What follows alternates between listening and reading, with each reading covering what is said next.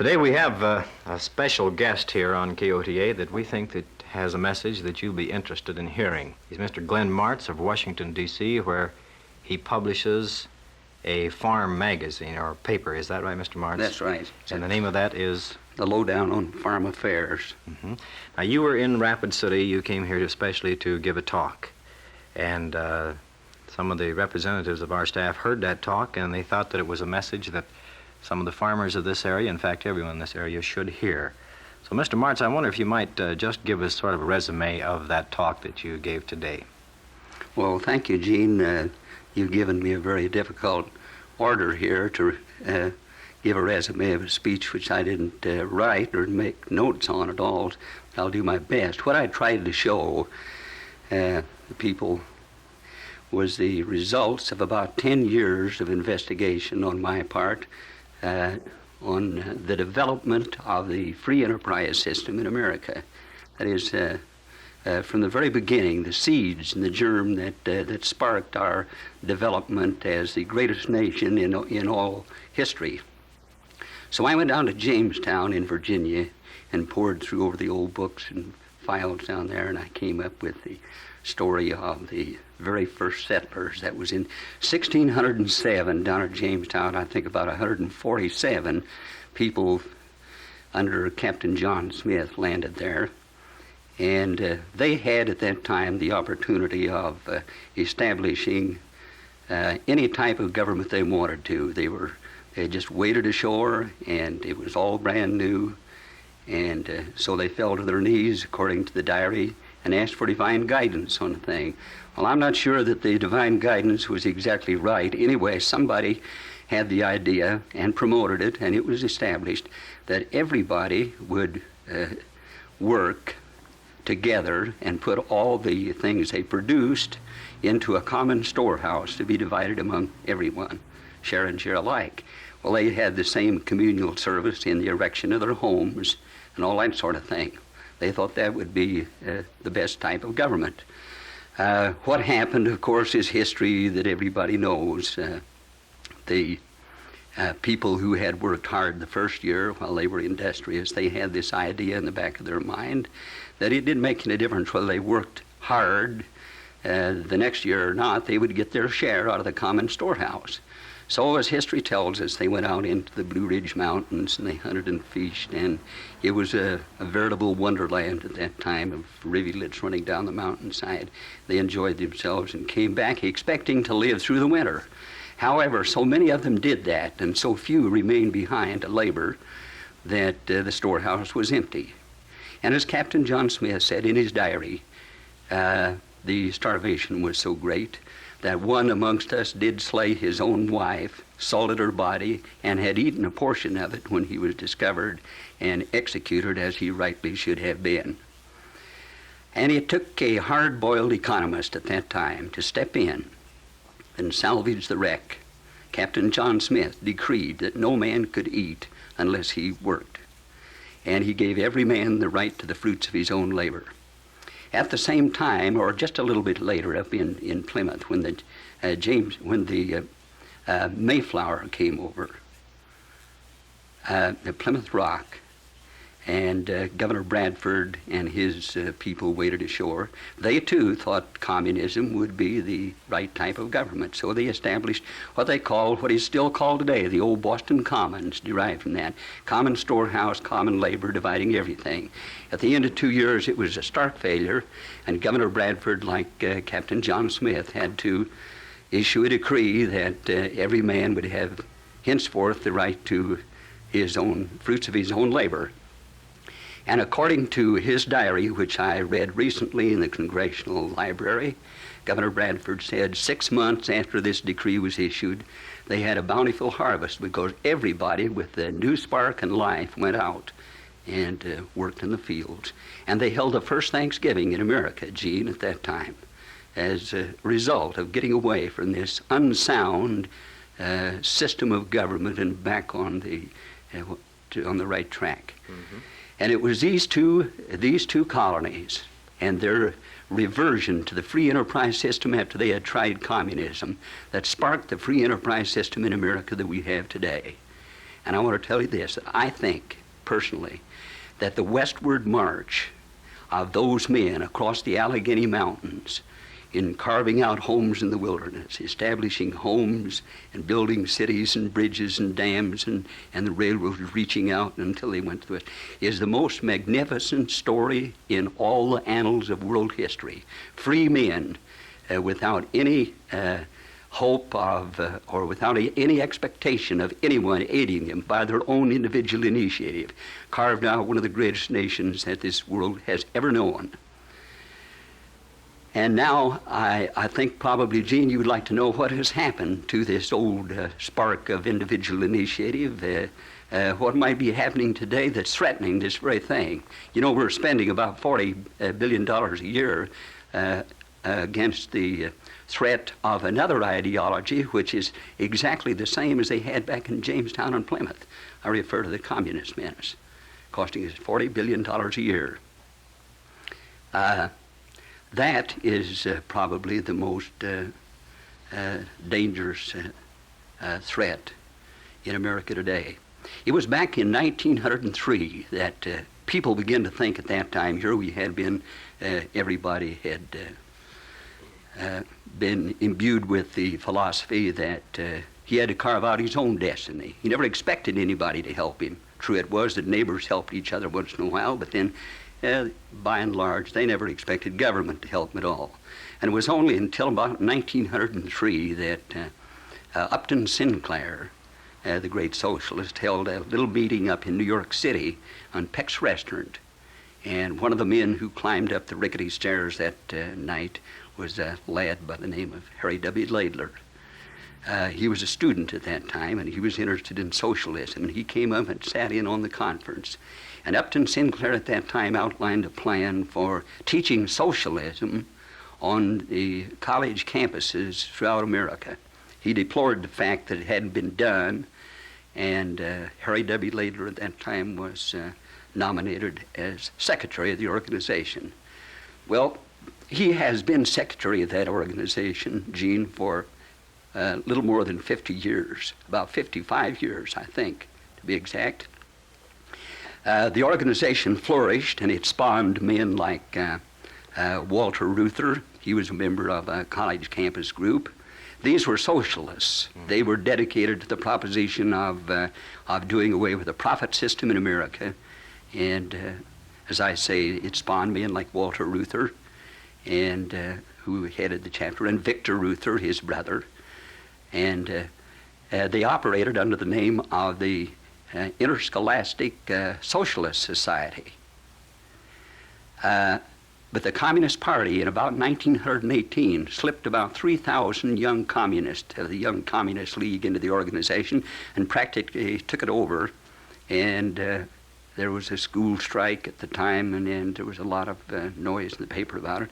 And the word communist and socialist became a bad word for the first time in a long time in America. So the League, this League for Industrial Democracy was born. This old Interscholastic Socialist League merely got together and it changed its name to the League for Industrial Democracy. It operates today out of New York City as the big guiding organization that coordinates and solidifies all the left-wing organizations in America, including the Americans for Democratic Action, the United Auto Workers Educational Program, and the National Farmers Union, and various other left-wing groups. You can read the mastheads of their letters, of their boards of directors, and they interlock all down the line. But the League for Industrial Democracy is the one that rides herd on and picks up all the argument which is ultimately used by these propagandists throughout the country. You call it you included in that group the National Farmers Union.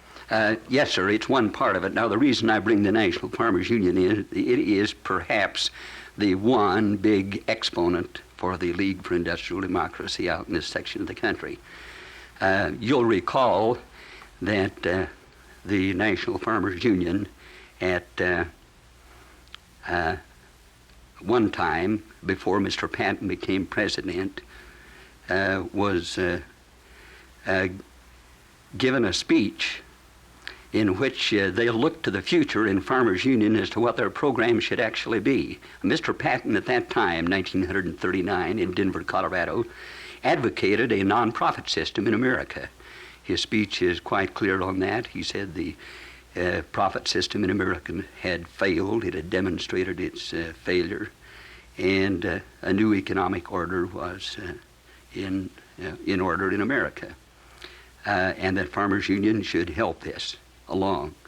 Not only that, he said that we should change our school systems and establish what he called people's schools, in which this new ideology would be taught. They didn't stop there, Gene. It was not an idle speech, apparently, because Mr. Patton, less than 2 years after that, went down to Washington, D.C., and made a bid for a part of the Marshall Foundation Fund. Are you acquainted with what the Marshall Foundation Fund is? Marshall was a millionaire who died, left $1 million be parceled out among individuals and groups who would work for a nonprofit system in America. And on that board which administered the fund, there were 5 board members. 4 of them were members of the Communist Party, and the record shows that they sworn testimony before government investigating agencies, and there was only 1 member who was not a communist. As a result, most of that $1 million went to financing communist fronts in America. My statement is based on a report and a statement made by the House Un-American Activities Committee, which can be obtained by writing to them in this Guide to Subversive Organizations, where they flatly state that this fund was used for that purpose.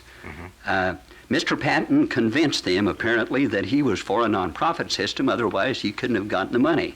But 2 years ago, the Secretary of the National Farm Commission of the Communist Party, USA, appeared in Washington, D.C., as a result of a subpoena by the Senate Internal Security Committee. And he was asked this question: how much money did the Farmers Union get from the Marshall Fund? And he said at that time he thought it was around $60,000, that it might have been more. Well, the facts are, and it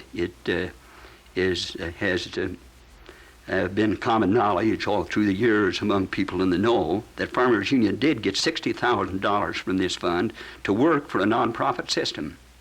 And it was with this that they established their first Washington office. Now, instead of opening an office for themselves in Washington, the record shows, and the return addresses on letters written by Bill Thatcher, who was then the legislative director for this newly founded arm of Farmers Union in Washington, that he went up onto Connecticut Avenue, where Farm Research Incorporated was functioning, and shared the office with Farm Research Incorporated. I want to state here that the federal government clearly states that the Farm Research Incorporated at that time was a communist front, which he shared the office with. They were propagandizing. They put out a little sheet to all the farmers, and it still goes to them. It's called Facts for Farmers, edited by Charles J. Coe in New York City. Mr. Thatcher went up there and officed with him. Later on, when Mr. Thatcher went back to establish the Grain Terminal Association, which everybody is familiar with in this country, he took back with him the chief research specialist from Farm Research Incorporated, Robert Hanchand. He hired him away from a Communist Front payroll, and Mr. Hanchand, I understand, is still, unless he has resigned within the past 24 hours, is still on television and radio and whatnot from Minneapolis on various hookups of stations throughout even South Dakota. Now, of course, I have no way of knowing, and I don't think Mr. Hanchand is a member of the Communist Party, because very few people are members of the Communist Party, but there are a lot of people that work for them and get paid for it. So far as I know, Mr. Hanchand has never at any time expressed regret that he ever worked for this outfit or has said anything unkind about them at all. Well, now, how about the cooperatives? We have various cooperative groups of farm organizations around here. Well, Gene, I want to make this very clear that I am firmly convinced that cooperatives have a very definite place within the framework of a free economy. That is, if they are treated like private industry and don't take an unfair advantage of individual people who are trying to make a living in this country by freezing them out. But when a cooperative system goes out with the avowed purpose of driving merchants off Main Street, which the National Farmers Union is teaching in its summer camp schools, of which I have copies and copies of their textbooks, where they say they're building a bridge across a river, and they're building it from the farm side, the agricultural side, and that industry and labor build it from the other side, and when the two sections of the bridge meet, we will no longer have a profit system in the country. They even go so far, Gene, in those books that they're teaching their youngsters in this step-by-step approach to a non-profit system, to say that farmers should begin thinking about common ownership of land and not in individual farming at all. Common ownership of machinery and common effort, it's the exchange of labor. This is taught right in their summer schools, is that? Yes, sir. Summer camps. Yes, sir. And by the way, incidentally, Arlene Plum, who has been identified by two witnesses in sworn testimony before the Senate Internal Security Committee, has been identified as a member of the Communist Party. She denied it, but the committee brought out at least a score of close commie friends that were known commies, which she worked with. She was one of the authors of those books. Mm-hmm. Great credit was given to her for her contribution. Well, now, go ahead and tell me, now, we have a lot of Farmers Union people, I imagine, listening to us today, and we definitely have a lot of them that are members of the Farmers Union here in our area. Now, I wonder, what exactly do you think is the relationship as far as their ideas are concerned, and would these individuals agree with you that there is a pink tendency to the Farmers Union? I doubt if they would, Gene. Some of them might. I have received letters from some who know what's going on. But by and large, most of the members of Farmers Union, like I was before I went to Washington and dug all this stuff up, I had no idea of the existence of communists within the ranks of Farmers Union, where they had penetrated it, until I found it out. These people are the salt of the earth, most of them. I grew up in a Farmers Union community. I know the people. They're good Americans. They're loyal. They just don't know what's happening to them. Mm-hmm. Well, now, is this true throughout the nation, wherever there is a Farmers Union organization? And you do have documentary proof, is that right, sir? Yes, I do, Gene. Mm-hmm. Documentary proof which the chief investigator for the Senate or for the House Un-American Activities Committee, Dick Aaron, told me that if anybody questioned the authenticity of it, to have them write to him, and I've got the same advice from the Senate Internal Security Committee, because they know what I've got and they know it's true, and I have studiously avoid making any assertions or statements that I couldn't prove. And I just want to add this, that I don't think try as hard as the communists are to get control of the Farmers Union. I don't think that will ever happen, because there are too many good farmers in it. But the thing that is happening that amazes me and alarms me is that they're getting a lot of their propaganda into Farmers Union publications and over the radio and television and whatnot, that people are unaware that even those who don't belong to Farmers Union are being fed on it. Well, openly, the Farmers Union would deny that they have any affiliation or connection with the Communist Party. Right. I don't state that they have. I say this, that the Communist Party has infiltrated them for the past 25 or 30 years and are still using Farmers Union in every way they possibly can, and I have yet to find one single statement or warning from Mr. Patton or Mr. Thatcher in regard to this. Now, a case in point is that I have in my possession a resolution from the Communist Party dated last April, in which they state they are going into the upper Midwest, which includes Minnesota, North Dakota, South Dakota, and Montana, and they're going to help work with and support and strengthen the National Farmers Union program. And they even go so far, Gene, as to say that they've got their men spotted underground in various communities that have a rating in their community as respectable, what they call left-wing people, but tacitly known to be members of the Communist Party. And they have been instructed to remain anonymous because communists have been in bad repute. The word commie isn't good. They can't achieve what they want to. And they want to latch on to every left-wing program they can, including Farmers Union. And of course they state flatly that they are unequivocally for every single thing that the Farmers Union stands for with relation to the agricultural program. Mm-hmm. And now, Glenn, one more thing here before we close out. Our time is drifting by on us pretty fast. But will the heads of the Farmers Union organization acknowledge the relationship or of the ideology of the Communist Party being in their organization? Yes, sir. That has been acknowledged by Wesley McCune, who used to be a good friend of mine. I hope he is yet, although we differ completely in ideology. But Wesley McCune, in his book, admitted that the communist infiltration had hurt Farmers Union. Mr. McCune, incidentally, was out here just a short while back and appeared throughout this area on various panel discussions being held by the Farmers Union through this area. So I'm sure Yes, a lot of our listeners are familiar with him. Now, how about the average man on the payroll of the Farmers Union? Glenn, do you think that what would be their thinking on it? Undoubtedly very much the same as the farmers who belong to the organization, perhaps? I think so. I think that's true. I don't know to what extent. It would be impossible to determine that. I know Lim Harris, the Secretary of the National Farm Commission of the Communist Party, told the Senate Internal Security Committee that he had joined the Farmers Union as early as he could and had attended policy meetings.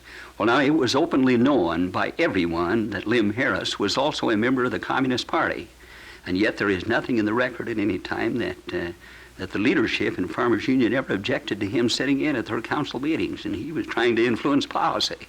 Mm-hmm. So actually the work is undercover work, isn't that true? That the Communist Party is not working openly with the Farmers Union, but right. They have infiltrated and their ideologies are being taught. Yes, except that they admit that they are and have called upon their members to work with Farmers Union to help strengthen and support their program. Mm-hmm. We have just about a minute left, Glenn. I wonder, of course, we don't have time, I know, to cover it completely, but I just wondered what your recommendation would be for a new farm program. My recommendation for a new farm program would be to get away from all these uneconomic programs. We have tried, Gene, for 20 years by high rigid price supports to stiffen up the farm economy and make farming profitable. And it has, the longer we've tried that program, the more surpluses were produced and piled up, the lower the market went, and the worse farmer got into. Now, after trying for 20 years, I would think that these folks would at least begin to understand that it won't function. What should be done, and I think is ample in this country, is for the government to establish a level of supports which would make it impossible for a farmer to go bankrupt. Some program that would just give him minimum protection so his farm wouldn't be taken away from him. And then turn him in like we did the valiant American citizens that made this country, turn him loose from there on out. And I know if someone would guarantee me that I wouldn't go broke, I'll take my chances from there on out. Mm-hmm. Okay, Glenn, well, thank you very, very much.